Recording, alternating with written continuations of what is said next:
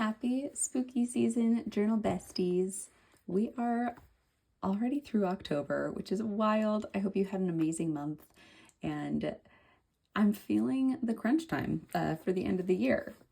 As you can see, we've made it well through our second journal here, and there are 2 months left in the year for me to really dive into the last bits of those challenges that I want to complete. So I did pretty well. I did make some good progress for a lot of those challenges in October. So let's go through my journal, update everything, and then we'll have a better sense of what I still need to work on for the last 2 months of the year.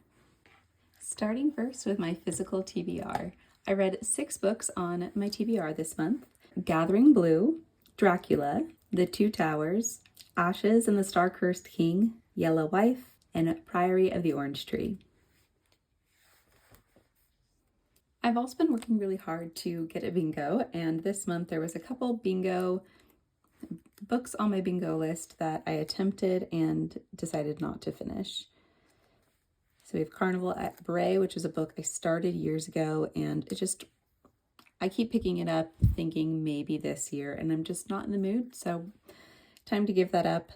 There, I think has potential to be a good book, but it just wasn't for me. There was a lot of crude language in it, and I just wasn't enjoying it. I know that I am never really in this mood for this type of history right now, and Uncommon Type is a short story collection by Tom Hanks, and I listened to a couple of the stories, and they were just okay, so I'm moving on from those. I read 9 books in total, 368 pages, 112 hours of audiobook. 8 of my books I listened to. 1 I read on my iPad, 6 were from my TBR, and 2 were a new release. For my ARCs, I read Hazelthornne by C.G. Drews, but I have no more space to put this here, so we're going to make a little flap. I want this to be the same width as 4, so we're going to make a little flap here, and it's going to come to about right here.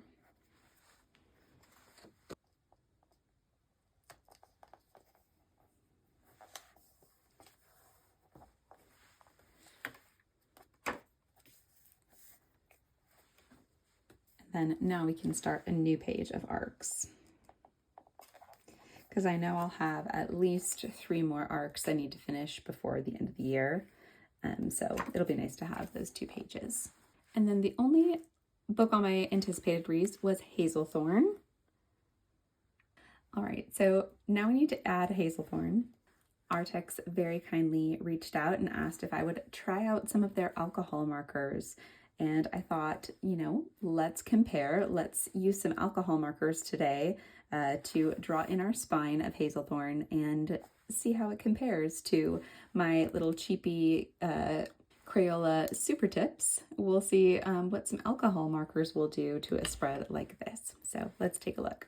So I want to give a special thank you to Arrtx for sending me these alcohol markers.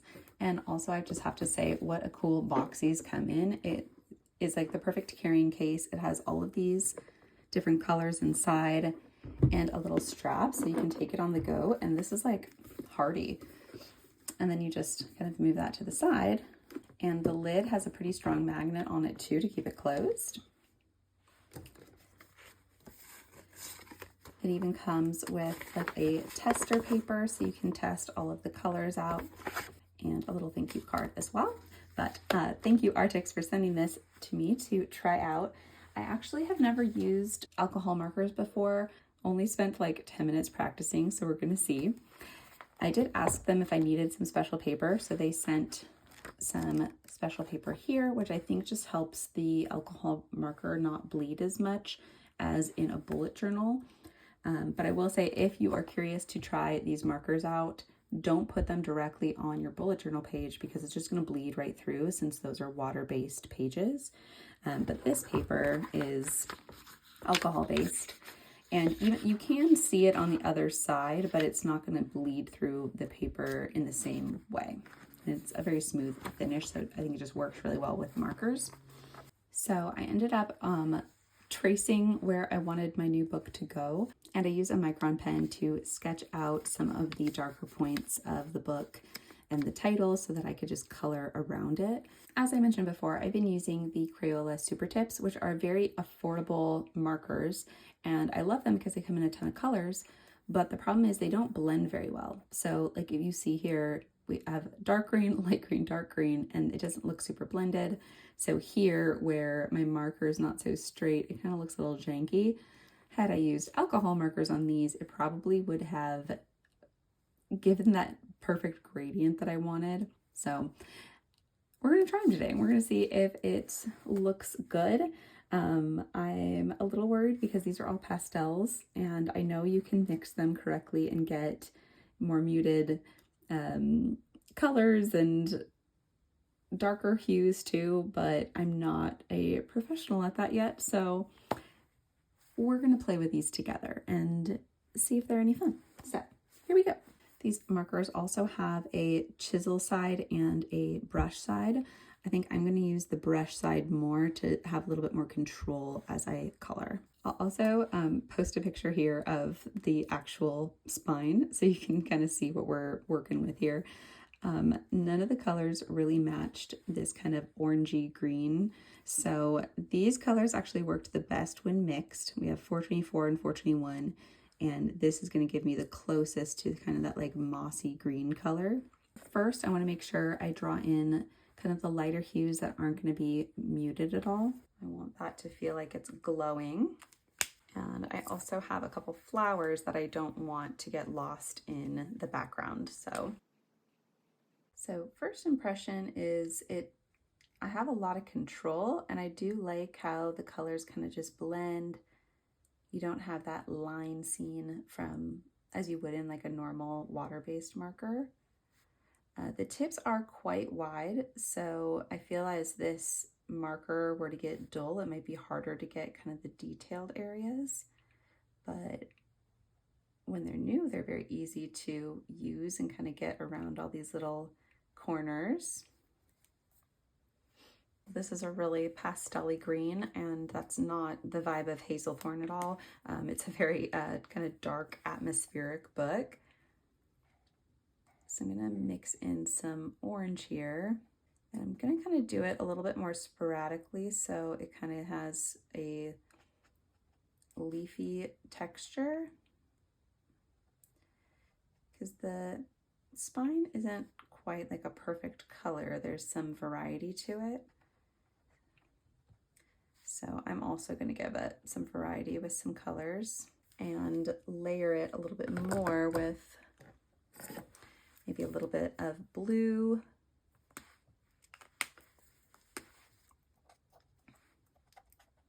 For some more dimension, be a little bit of green.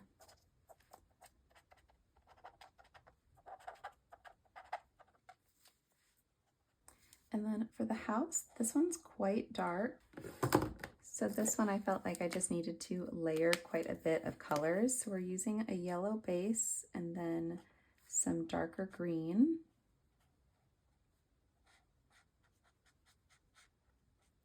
So finally, I think we just need to add in a little bit of detail. And again, the only dark marker that you get in the set is pure black, and I think that's going to be too harsh.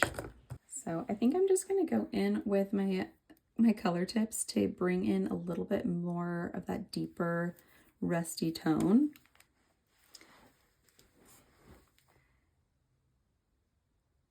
And get some definition too. So I'm going to draw some thorns.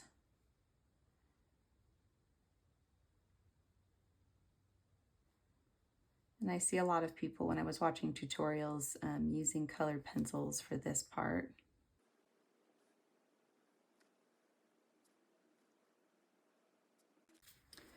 So overall, not like a perfect match to the cover.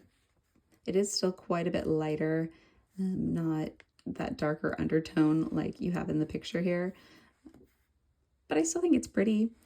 I am noticing that even though I kind of had a defined line around the flower, they have since kind of bled and haloed. So that's interesting because I am using like the paper for it. I don't know, it's just like a new product that I'm not quite sure how to use yet. If you or anybody on YouTube you follow has some good tips for alcohol marker coloring, I'd love to learn a little bit more because I do think that these are a really fun product and I'd like to get better at them. So drop a link in the comments so I can follow. And if you want to try these out for yourself, be sure to check out the link in the caption below so that you can save 15% off over the next couple days. So finally, we can add this beautiful book spine to our stack of books this year, and I think it looks beautiful among all of the other books that I've read. For my series tracker, I read the second book in the Lord of the Ring series, and also the third book in Crowns of Nyaxia. There's a novella between the first and second book, so it is my third book in the series. I also read Priory of the Orange Tree, but I didn't love it enough to continue that duology, so I'm not going to bother adding it to my list because I am running out of space. This month, my book besties are reading Come Fly With Me, and my book babes read Play Nice. I did not participate in a readathon in October, but I still got to travel to many destinations all around via books. And for my Battle the Kraken, I did buy 2 books, and I need to see if we can qualify them as Kraken points or if we have to add them to my TBR. So one book I picked up was We Begin at the End by Chris Whitaker. I found this at a thrift store for $3, and I really liked another book he wrote. And then I also picked up Tides and Drift on Pango. I'm a big Adrienne Young fan, and I'm so excited for Fallen City. It just came out this week in November, and I'm still waiting for my copy to arrive from Barnes & Noble. So in the meantime, we got some little novellas. So I definitely have a free book from my Kraken tracker. So we'll count We Begin at the End for that. And then my TBR loyalty card is where I track all of the standalone books that I read in the month from my TBR. So we've got, on October 5th, I finished Gathering Blue, and on 10/19, I finished Hazelthornne. 10/29, I finished Yellow Wife, and that's it. So I didn't quite get to my 10 standalone, so I don't earn another free book here, which means I have to count Tides and Drift as feeding my Kraken. So we're adding 1 to that, and 6 here from reading from my TBR. Overall this year though, like I have definitely read more from my TBR than added to my TBR, so we're happy about that. Then we have Sail of the Seven Seas, and I actually completed this. So I read Dracula. In October, and this takes place in Transylvania, Romania, which borders the Black Sea. So that is our final and completed, our final completed challenge. We can mark this guy off our list, and we can reward ourselves with our loyalty card and give ourselves a gold star. So for Sail of the Seven Seas, we've completed it. So proud of us. Bringing us to bingo. I went through and I highlighted all the books that I did end up reading and crossing out the books that I DNF'd. So there are still quite a few possibilities that we can try to get a bingo. I know some of you are like trying to help me in the comments by saying like, if I DNF a book, you can switch it out for something else. And I love you for that. But this whole challenge is really intentionally trying to get these specific books off of my TBR because they've just been on it too long. So I did make some progress here. I read 2 books. We've got Yellow Wife, and that counts for space G1.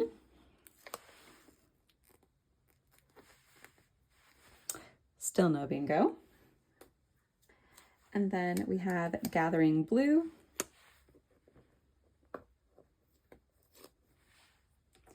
which is 04. We're really close, guys. I feel like we're gonna get to the point where I read one book and get like 5 bingos just from the one book. And then let's highlight these guys.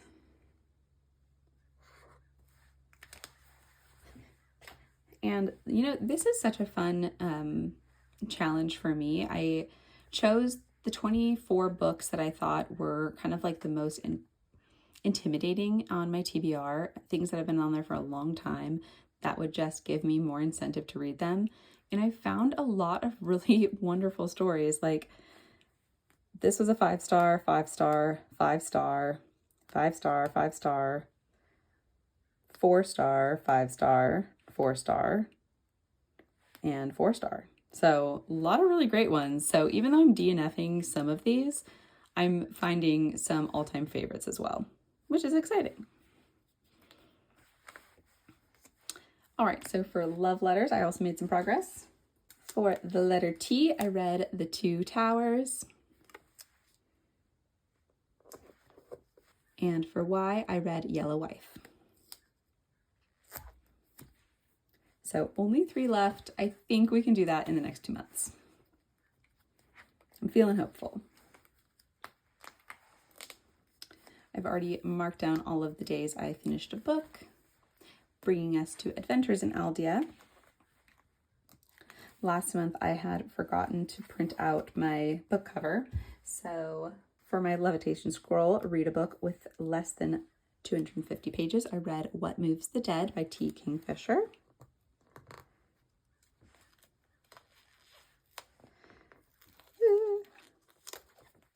So I'll mark that for September. My prompt for October is to meet the river pixies and to read a book with a foil on the cover. So for that, we read Two Towers.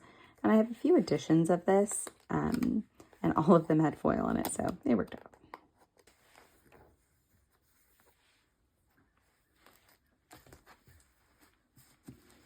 Jumping over to my second reading journal for the second half of the year, we have 2 more challenges. For my numbers, I read Two Towers, which will take the spot for 2 as we count from 0 to 10. And for my Shades of Sky challenge, I'm trying to read books that have colors in the title.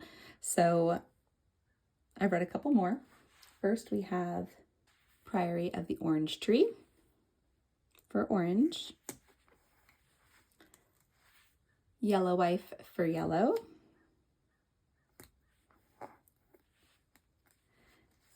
And then I'm going to replace the Blue Hour with Gathering Blue because I liked this book better.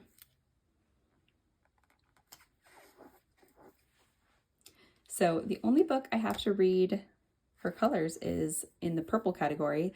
So if you know of any good books that include the color purple or violet, amethyst, lilac, that sort of thing in the title, drop it in the comments because I don't have anything on my TBR that fits that prompt. So I would love to hear what you think I should read.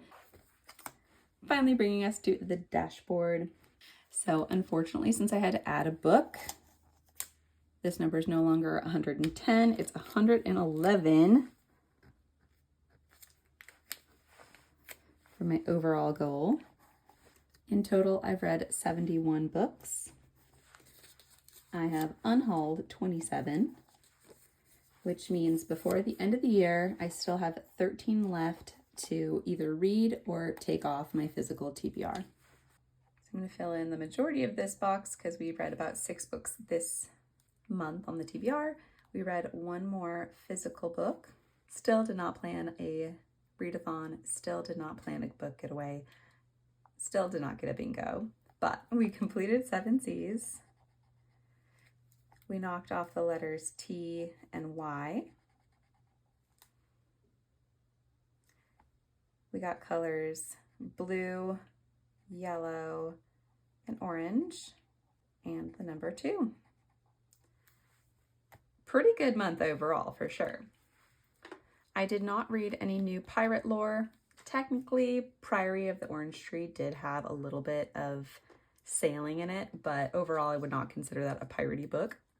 But I left myself a little memo for my Aldia challenge, where I needed to read a book with a train on the cover to complete one of my prompts. And for that, I decided to read The Boxcar Children. This was one of my favorite series when I was a kid, and they live in a train car, an abandoned train car. So we're going to add that to my Aldia journal so that I can complete that for the year.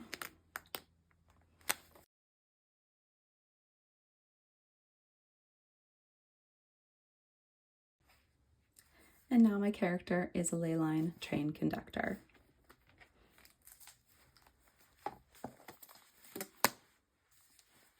And I think with that, that's all of the updates we had to make to the challenges. So let's get into the October reading reviews and talk about what I read in October. All right, let's make a cover page for October. I was not a huge fan of my September spread. I think it's too sporadic. It doesn't make a whole lot of sense. I think it's better to like cluster things together instead of separating all of these. I was trying to go for a fall pattern, and I think it just looks a little chaotic. So I can't win every single time, but I feel like it's time to make a spread that I really will enjoy. So as our inspiration, we're going to use this beautiful sticker by Marigono Sealy, full of vampire vibes, which you all know I love my vampires. And already this has just such a beautiful color scheme, so it was easy to find a bunch of complementary things to put the spread together. So we have some fun washi tapes that I haven't used before, some more stickers by Marigona, and then just some complementary bats and skeletons and crows and cats and all things Halloween. I printed out 2 titles for October.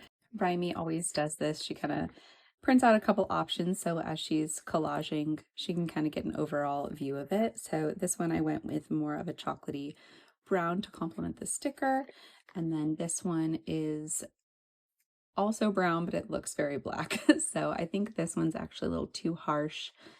And I like the fun font of this. It feels a little bit more black letter, a little bit more gothic, so I think that's the move. And then in sticking with the brown theme, I pulled out some brown and like more vintagey black and white style washi tape. These 3 here are from AM Paper and Art Company, and I got these at Pen Paper Palooza this year. And then this one is kind of like a bluish gray backdrop with a bunch of little academia details, and this is by The Creeping Moon, and you can get those on Etsy if you're interested. But I thought this one would be really fun to kind of make a backdrop on the page to kind of take up some of this white. On this side of the page, I wanted to dedicate this to Dracula because it is the most vampire of vampire books that I read this month, and it kind of works with the color scheme. And then the rest I'm going to kind of just fill in as we go. So let's talk about Dracula as I'm setting this up. So Dracula is basically the classic story that inspired so many other amazing vampire stories, and I'm so glad that I finally read it to see kind of where all of this originated 130 years ago, which is wild to me. This book is interesting in how it is formatted since it's all through letters. So it's in a way narrated by multiple people as they speak to each other through letters and news articles. It also takes place in a couple settings, with the book starting in Transylvania at Count Dracula's estate, where Jonathan Harkins is going to sell Count Dracula some real estate in London. Later, everyone ends up back in London, and there's some unique and new vampiric activity going on in which Jonathan and Dr. Van Helsing are investigating. So this story is quite the adventure, and I can see where there's so many little bits of the story that have made it into other vampiric lore over time, which was very fun to see. I gave it a 4-star overall, and I'm so glad I read it because it definitely set the mood for October. To finish off the October spread, I'm just going to add in a couple stickers that I felt were reminiscent of the story. And I also wanted to include a quote. It says, "I am Dracula, and I bid you welcome, Jonathan, to my house." Except I changed it to my own name instead.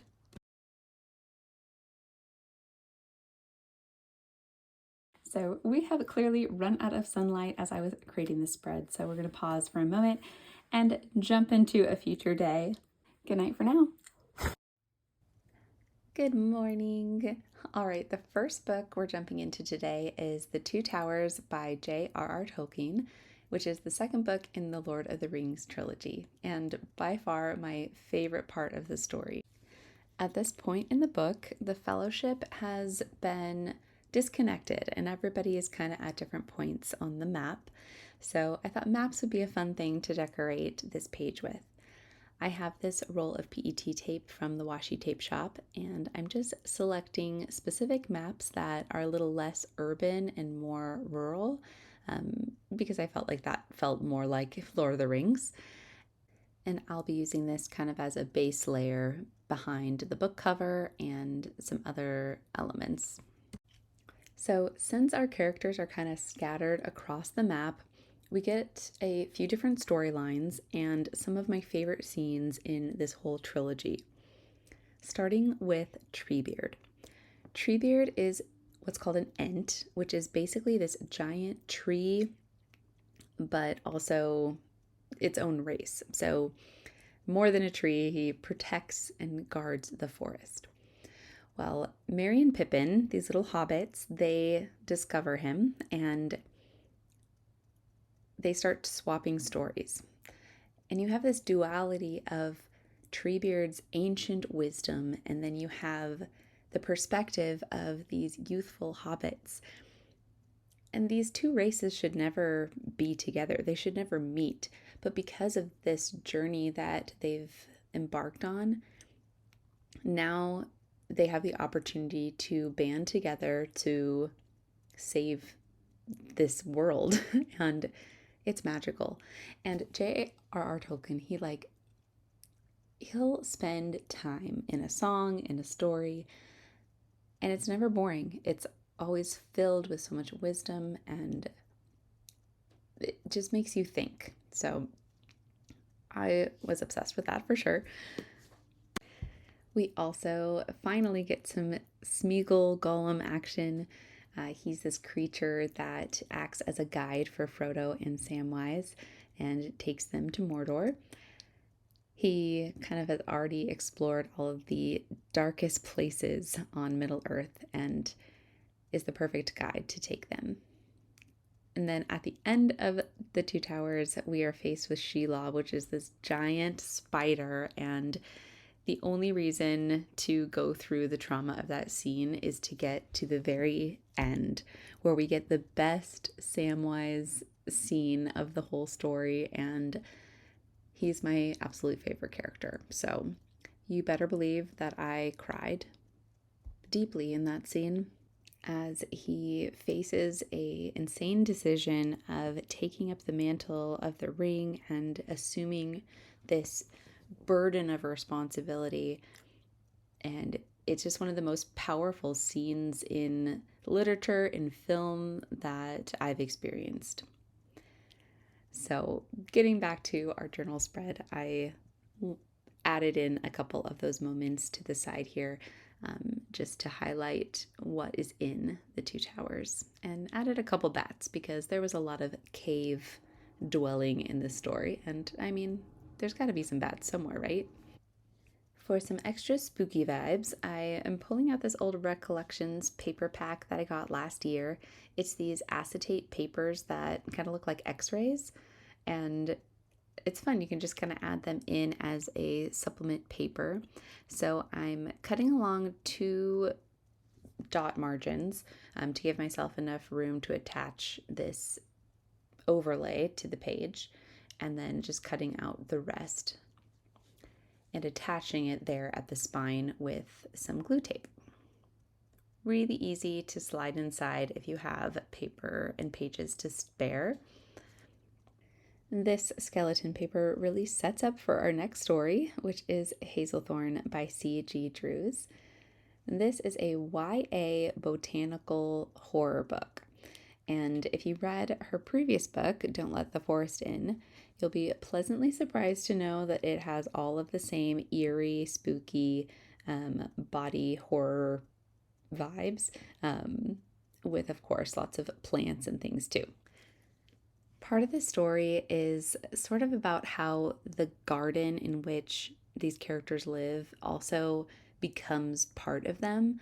So I thought by adding some flowers to these skeletons that would represent Evander and Laurie and the Garden of Hazelthornne. And I have to say, I absolutely love these PET stickers that are kiss cut because they're so much easier just to peel off the page. You just watched me have to like cut up my PET tape to get those maps specifically out. But with this roll, I can pick and choose exactly which stickers I want to use. And it's just so much more convenient. So I'm picking up more of the small individual stickers for the rib cages and then filling in some of the larger pieces with the bouquets. I also had the thought like, oh, I should do this on the other side of the vellum closer to that book review and leave just the black and white page next to the two towers. But I tried peeling off the sticker and it was peeling back the printing on the page too. So in planning the design to go behind this page, I want to make sure that the majority of it is in that kind of black section because I don't want what I decorate on this page to impact the skeletons since it is transparent. I'm not worried about what my writing showing through the skeletons, but I didn't want it to be too overly decorated in those white areas. So I'm going to make kind of an arch on the top of this page here.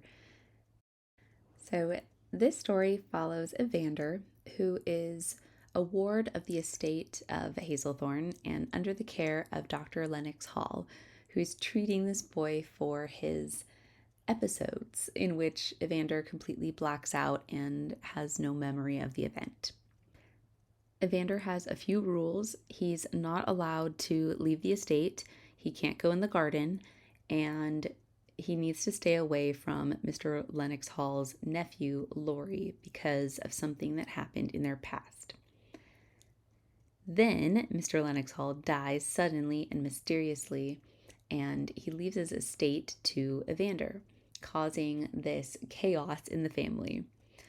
A lot of jealous relatives show up for a piece of the wealth, and they're all trying to get in Evander's good graces so that they can get a piece of the pie. So Evander has to break some rules in order to protect Hazelthornne and keep the estate the way he loves it, and he wants to protect it at all costs. So he and Laurie, the person he's not supposed to be around, must team up to protect the estate. And along the way, they're going to uncover monsters, uncover secrets, and it's filled with a lot of bodily and botanical horror, just like her other books. Overall, I really liked the story. However, I thought it was a little bit too long and under-edited, with a lot of run-on sentences. It's also being pitched as a children's book, in which I think it is not appropriate for children at all. Another horror book I read was Play Nice by Rachel Harrison. This is one of the selections for my book club, and don't let the cover fool you. It is not a cutesy Halloween book. It is scary. But it is about a haunted house, so I had to pull out a haunted house page from my vellum pack and this really cute zombie girl that I got at Pen Paper Palooza because it matches the eyeballs that are on the cover and the color scheme. It's just too perfect. I had to use her. So to also complement these stickers, I have this new washi tape from Marigona Suli, and these are flowers in pink and purple with some stars to make it a little more magical. And while they match the book cover really well, they don't really give a Halloween vibe. So I'm going to pull out my case from IEEBEE, this collaboration I did last month, because there's all of these different black washi tapes I can choose from, most of which have gold foiling, but there was a couple that have just the black and white style to them. And I thought both of these would pair well with the Marigona washi tape because it's still botanical and it's simple enough. So I think that'll bring in just enough black to keep the mood feeling like October. So Play Nice follows Cleo, who is an influencer in New York who one night gets a call from her sisters letting her know that their mom has passed. Now, they're already estranged from their mom, so the news isn't upsetting as it is just unsettling, and they decide they need to be together. So Cleo travels back to New Jersey to be with her family, and while her sisters want nothing to do with their mom or going to the funeral, Cleo decides, you know what, no, I need to go, I need to have this closure. While she's there, her aunt tells her that her mom never sold the house, the haunted house that they were raised in. Because Cleo is the youngest sister, she doesn't have much memory of those times that haunted her sisters and the reason the mom lost custody of them. So she decides, you know what, this is an opportunity for me to take the house and do some DIY projects, get some, more followers on the gram, and decides to take on the project of selling this house and getting it finally out of their lives. So she moves in and starts to experience lots of weird things, lots of demonic activity. And at this point in the story, I was like, I'm out. This is too real. It's not fun anymore. This is scary. Get me out of here. So I was listening to end of the book at like double the speed just to get through it. But some of my friends in book club did like it.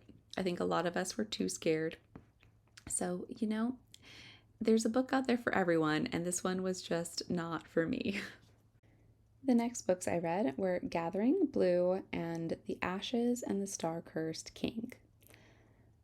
For Ashes and the Star-Cursed King, this is part of the Crowns of Nyaxia duology, and it is a vampire book. So naturally I was going to use the Vampire Girl from Marigona Suli. But since I already used a portion of that in the cover spread, I decided I should probably go with this Fairy Girl. Not because I need a fairy, but because I love that she has wings, and wings are an important part of this book. Since this is the second book in the duology, it is hard for me to talk about without giving you spoilers. So all I'll say is that it picks up right where book one ended, and the ending of that book was very intense. A lot happened. They are thrown into an uncomfortable but necessary situation, and it's tough. It's tough for both parties. But the way healing happens and forgiveness happens in this book was so good, and I really, really loved it. Again, there's a scene that involves some wings, and that was just so beautiful, and I was crying in my car. I don't know what it was about this month, but I cried in a lot of the books that I was reading. I think I enjoyed Ashes and the Star-Cursed King even more than the first book, and I'm really excited to continue on with the next duology in the series. The next book I read was Gathering Blue by Lois Lowry, and this is a young adult dystopian novel about a girl who has a physical disability, and her dystopian society basically says if you can't contribute, you should be put to death. So thankfully, an advocate steps in and tells the court that she is just a magician in weaving beautiful tapestries, and it buys her a little bit of time while still presenting some challenges. So I had a sticker sheet that did have some embroidery on that, so I thought that was perfect for this story. And while I was looking at that sheet, I also found this sticker. I think it's probably bread, but it also looks like potatoes. So if you're a Lord of the Rings fan, you know the importance of potatoes. Then finally, I'm just adding in some needle and thread to go in with the embroidery, as well as another flower. For the next group of books, we have yellow book covers, starting with Priory of the Orange Tree, The Boxcar Children, and Yellow Wife. For Priory of the Orange Tree, I printed out a larger version of the book cover so that I could cut out this dragon because it's amazing. Whoever illustrated this book cover is phenomenal, and there's nothing in my sticker collection that would do this dragon justice, so we're just gonna go with the book cover itself. I have had this beast of a book on my shelves for so long, and I always forget about it because it's in my Audible library instead of on my physical TBR. But as I was looking around for books with the color orange in them, I realized, wait, I have that in my collection already. So picture me this month listening to The Two Towers, Priory of the Orange Tree, and Dracula, all of which are over 25 hours long in audiobooks. And I think I might have exhausted myself, especially with this book, because I really loved the first part of the book when I was learning about the world, the dragons and the worms, and the East and the West. It was all very complex and unique. But I quickly lost interest. I didn't feel connected to the characters at all, and I was really only following one part of the story. So while I finished it, and I think it was really nicely written, I don't think I'm going to continue the series. One book I really loved this month was Yellow Wife by Cicada Johnson. This ended up being a 5-star read and another book that has sat on my shelf for years. It's a story of Phoebe Brown, who was born a slave, promised her freedom, and then betrayed. It follows her growing up into womanhood and motherhood, and every sacrificial choice she makes to protect not only herself and her children, but women around her, as she sees a little bit more privilege than most because she's half white. I'm using this beautiful sticker sheet from Mochi Bujo because the character, of course, has a yellow dress and just fits the personality of Phoebe. And I'm pulling the rest of the stickers from the sheet and just bordering the rest of the page. The final book I want to talk about is The Boxcar Children, which I read so that I could fulfill my train assignment in the Magical Readathon. But it was so fun to adventure back to a world I spent so much time in as a kid. This story is so incredibly wholesome. It's about these kids who are faced with poverty and being orphaned, and yet they are so optimistic and hopeful and resourceful, and it's just wonderful. With that, let's get into the final flip. Thank you so much for watching these videos, you guys, and leaving such encouraging comments. I'm so grateful for you all, and I really hope you enjoyed this October setup. Bye.